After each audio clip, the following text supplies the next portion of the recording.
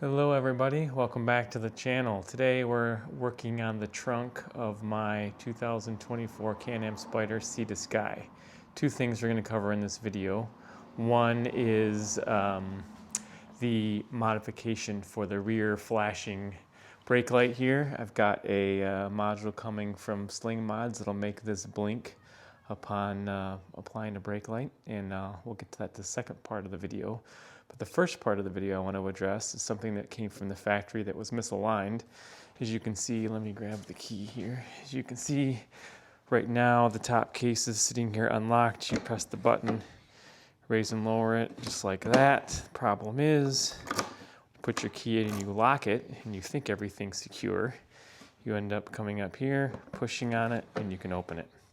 Obviously not supposed to be that way, so I need to get that rectified so I can have a safe storage of all my gear. So what I'm going to do is, I think today I'll show you how to adjust these pins to better align with the catches up here on the handle.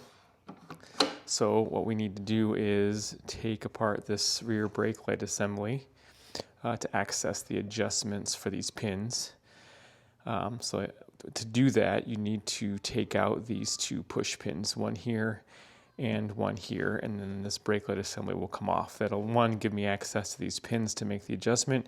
Two, it'll allow me to disassemble this brake light and put in the Sling Mods module that'll make this flash.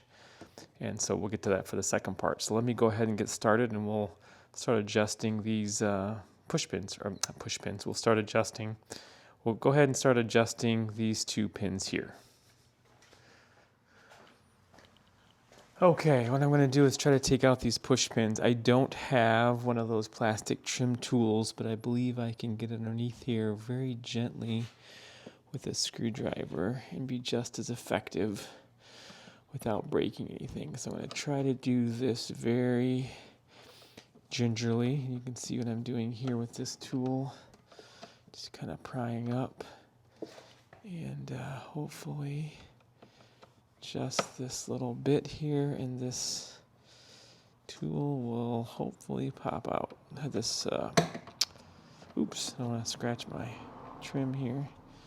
There we go. So I got this out without breaking it. So let's try to do the same thing with this one here. Again, you can use a trim pry tool, but I don't have one of those readily available. So I'm going to go with the screwdriver method and be very ginger about it. All right. Let's see if I can get this one out. Oh, and there I go. So there's a second one. So two plastic clips are out. Now I think what we've got to do here is also take out the body of the clip, so to speak, where those pins go in. See, that one just came out on its own. It just kind of squishes there and stays in. Actually pretty cheap, but hopefully I don't break it. So I can do the same thing for this side here. Hopefully I don't break it.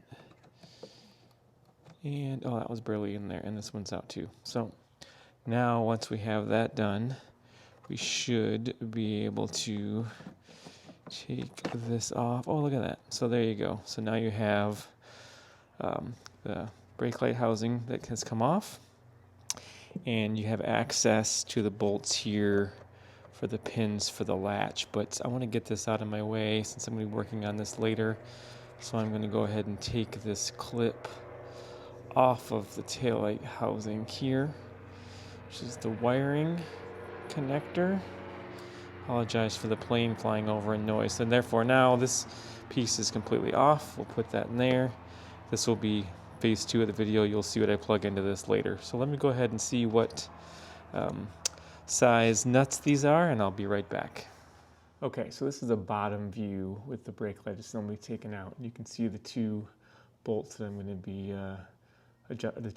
loosen to adjust the pin. Just so you know how this works, you just press this handle, and that's how it goes up. This is how it comes down and snaps in, and you have a micro switch there that tells the machine it's locked. So what I'm going to do is loosen those up.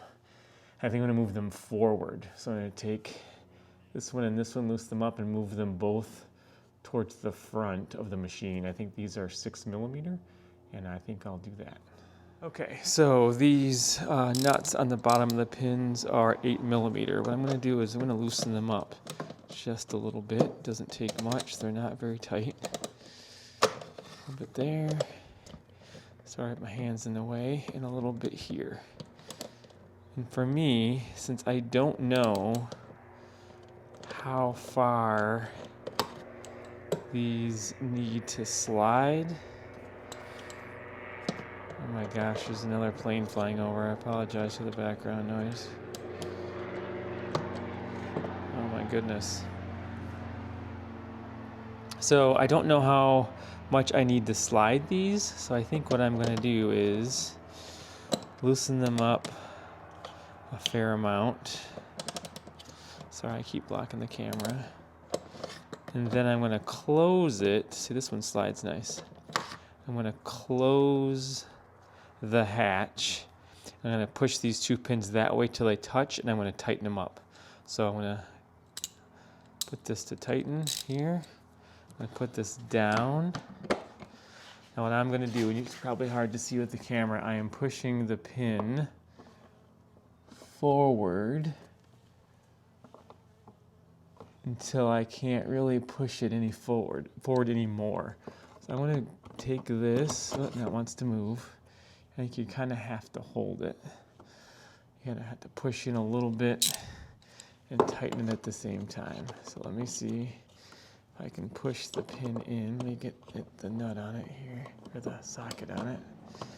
There, so I'm gonna push in on this pin, kind of hold it with my hand, and I'm gonna tighten it.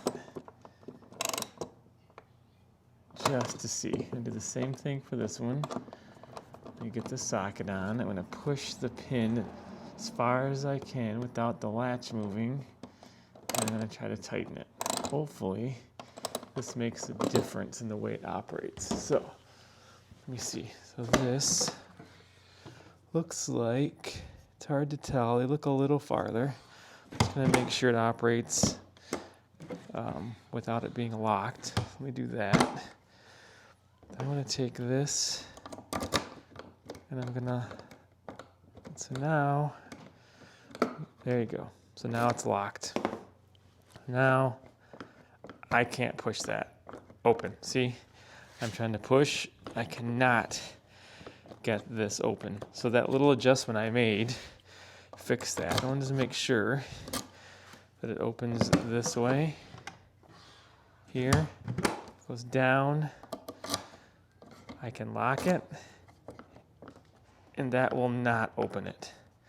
So what I'm going to do now, after I've practiced a few times, is I am going to tighten these up to secure them in place one final time, just to make sure they don't move.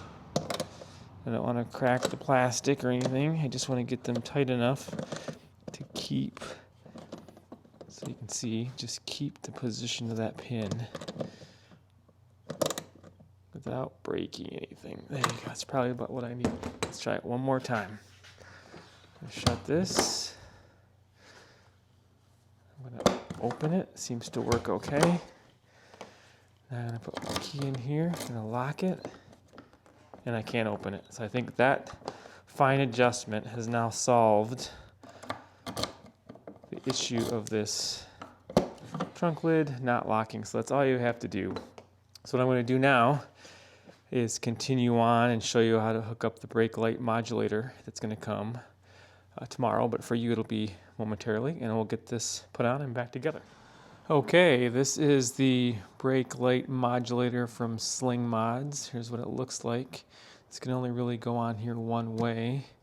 So we're going to take our brake light, we're going to plug the end of the adapter in like so, until we hear it snap in. Hopefully it snaps. Or not. Let me see here. Alright, 3 pins, 3 pins. There you go. This takes a lot of effort, more than I thought actually. So now it's into the brake light housing. We have to do the same with this one. We'll take this one here. We'll plug this. A lot of force, more than I think. And there it goes. Sorry, I don't want to scratch anything. So this is, just make sure the little clip is over the tab like it is, and this is like that. So I can put this back together just the way we think it goes here. This should fit right back into the alignment area. There we go. Oh, not quite. There we go. Once you hear it kind of snap on the bottom is what you really need to go there. So yeah, so this is all snapped back into place back here. And I think just to keep everything lined up, I'm going to put these little pins back in here and give it a test before I pop them in officially here, but that's what's going to hold that together when we get it back. All right, so let me go turn it on and see if we got flashing brake light. All right, everything's on. Let me go put my foot on the brake and see if it flashes, and I can see the reflection in the camera, so I'll know. And brake light, oh, look at that flash. Awesome.